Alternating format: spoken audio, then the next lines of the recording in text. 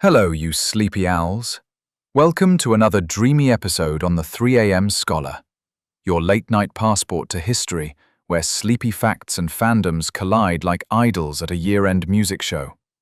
If you enjoy slow-burning deep dives like our journey into the origin of matcha or the legend of soju's rise to global fame, then make sure to hit that subscribe button, give us a thumbs up, and turn on post notifications so you never miss a bedtime tale that's as satisfying as Jungkook hitting a high note. Before we begin, let us know in the comments, who do you think is the greatest K-pop group of all time, and what makes them legendary? While you ponder your answer, go ahead and set the ambiance. Maybe you've just finished your 10-step skincare routine. If not, you've got about 10 seconds to pat that vitamin C serum. Light that candle, plug in your fairy lights, and gently tell your partner to stop hogging the blanket, because this bedtime journey into the dazzling world of K-pop is all yours. Tonight's tale is cooler than Blackpink's Do Do Do Do, and might just have you humming along to the rhythm before you even realize it. So fluff that pillow, close your eyes, unless you're multitasking like a true idol trainee, and let's drift into the rhythmic dreamscape of Korean pop music. Chapter 1. From Hanbok to headphones. Korea's musical roots and the birth of idols. To understand the phenomenon of K-pop, we must travel way back, before the stadiums, before the lightsticks, and even before auto-tune. We begin in the early 20th century. Korea was undergoing Japanese colonization, and music, like much of Korean culture, was in flux. Western musical influences seeped in through military presence and radio waves. Jazz, blues, and classical music all did a little cha-cha with traditional Korean melodies. The 1920s saw the rise of changa, Western-style Korean songs sung in schools, often for patriotic purposes. But under Japanese rule, even music was a delicate dance of resistance and survival. It wasn't quite K-pop yet, but it was the overture to a movement that would one day break global records.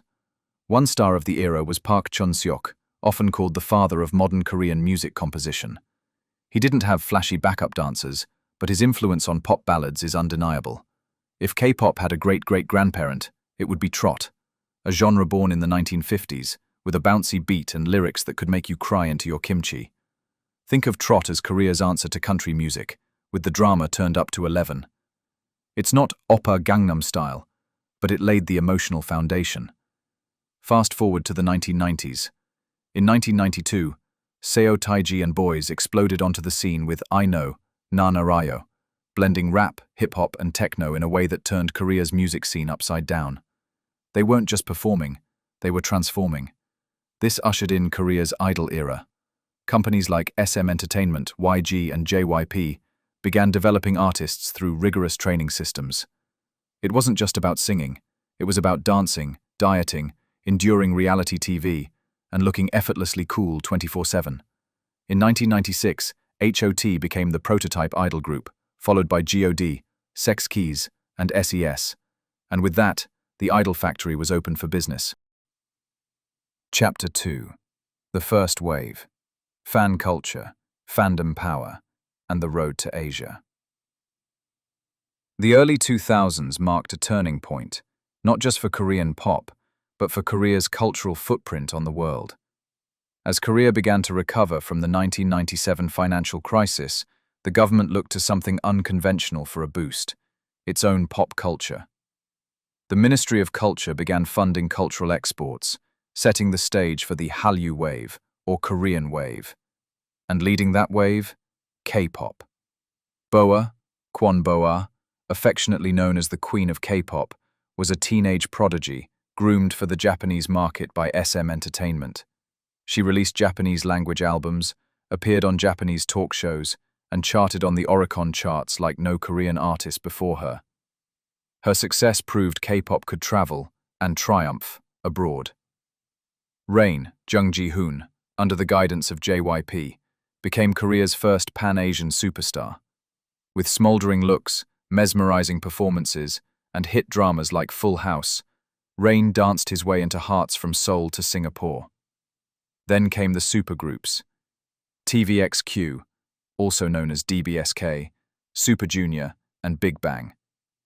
TVXQ's harmonies and stadium-sized presence broke records in Japan. Super Junior expanded the group concept with rotating subunits and Chinese members. Big Bang infused K-pop with hip-hop and high fashion, led by G-Dragon's creative genius. Girls' Generation, SNSD, reigned supreme in South Korea and gained popularity overseas with G, a mega hit that's as catchy as it is culturally iconic. The members weren't just pop stars, they were variety show queens, commercial models, and national sweethearts. And we cannot forget Wonder Girls. Their 2009 hit Nobody became the first K-pop song to enter the Billboard Hot 100, setting a precedent for Korean artists in the US market. This era also saw the birth of fan culture as we know it. Korean fans created light sticks, fan chants, birthday Subway ads, and even organized mass streaming events. Being a fan wasn't a hobby, it was a lifestyle. K-pop was no longer a local genre. It had become Asia's pop blueprint, carving out a space in Japan, China, Thailand, and beyond. It was no longer a question of whether the world was watching. Now, the world was learning how to say saranghae and memorize fan chants in Korean. Chapter 3. From MP3s to memes. K-pop takes over the internet. In the 2010s, K-pop went global and viral. YouTube became the golden ticket. Psy's Gangnam Style hit over 1 billion views and opened the floodgates. Suddenly, the whole world was watching. SNSD The Boys, EXO's Growl, and 21's I Am the Best lit up screens from Seoul to Sao Paulo. XOLs, ONCEs, VIPs, and Blinks were born. Fandoms with names, colors, and armies of their own. Idols weren't just musicians, they were variety show staples, influencers, models, and even drama leads. The multi-platform idol became the new norm. Blackpink, debuting in 2016, redefined girl crush energy. Their global appeal, fashion sense, and music videos dripping with budget made them superstars. And then came BTS, 7 boys from Big Hit Entertainment, originally considered underdogs, who would go on to become the most awarded group in the world. Their rise? Steady, strategic, and stunning. From I Need You to Dynamite, BTS built armies one tweet, one V-Live, and one heartfelt message at a time, often working under the radar of major industry players before redefining what it meant to go global. And somewhere between fan cams and hashtags, K-pop became not just a genre, but a full-blown lifestyle. Chapter 4. Blood, Sweat, and Comebacks. Life inside the K-pop machine. Let's peek behind the glitter. Becoming an idol means years of unpaid training, monthly evaluations, media training, and pressure that could crack titanium. Sleep is rare, so is privacy. Trainees start young, some as early as 11 or 12. They might train for 7 years before debuting. And even then, it's no guarantee of success. Groups are regularly shuffled, rebranded, or disbanded. Comeback schedules are intense. Idols can have less than a month to master a new song, record an album, film a music video, rehearse choreography, learn fan service, and go on endless promotional rounds. And don't forget the variety shows. Jay Park, once part of the idol machine himself as a former 2PM member, flipped the script.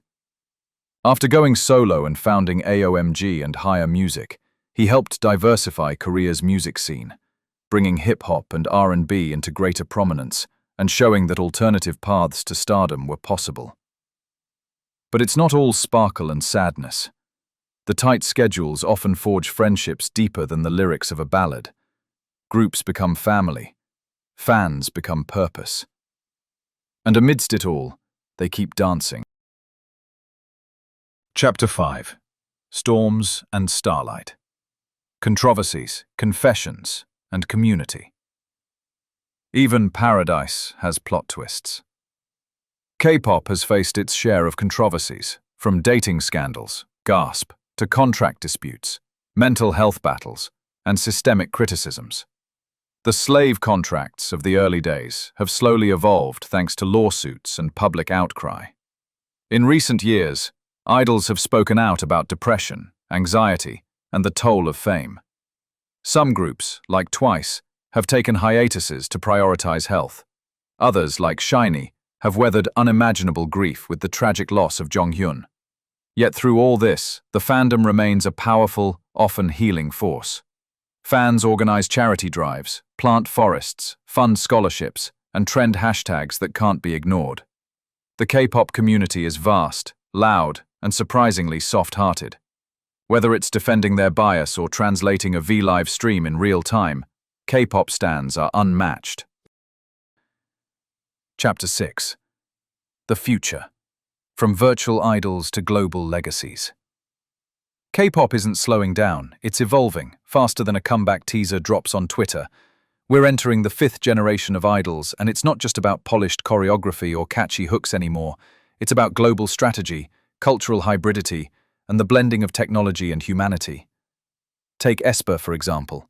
With their virtual counterparts known as avatars, they're not just pushing boundaries, they're rebooting what it means to be an idol. Then there are virtual influencers like Rosie, and AI-generated idols entering the scene. It sounds like science fiction, but it's very much happening. In Seoul, in Silicon Valley, and possibly your dreams tonight. K-pop is also breaking down more language barriers. Groups like XG promote primarily in English and Japanese. Korean entertainment companies are forming sublabels in the US and launching global auditions. Hybe even acquired Ithaca Holdings, home to Justin Bieber and Ariana Grande, because world domination doesn't stop at Incheon Airport. And as globalization grows, so does representation. More non-Korean idols are debuting. Multilingual albums, international tours, and partnerships with artists from Nigeria to Mexico are making K-pop more accessible and inclusive. Let's not forget the data. K-pop isn't just topping charts, it's redefining them. BTS's global livestream concerts drew in millions simultaneously. Blackpink headlined Coachella, twice. New groups like New Jeans and Les Seraphim are debuting with brand endorsements and billboard placements from day one. In the future, expect K-pop to expand not only across borders, but across mediums. Think webtoons, NFT photo cards, metaverse fan meets, and idol-themed AI chatbots. It's K-pop 2.0, more immersive, more interactive, and yes, probably more sparkly.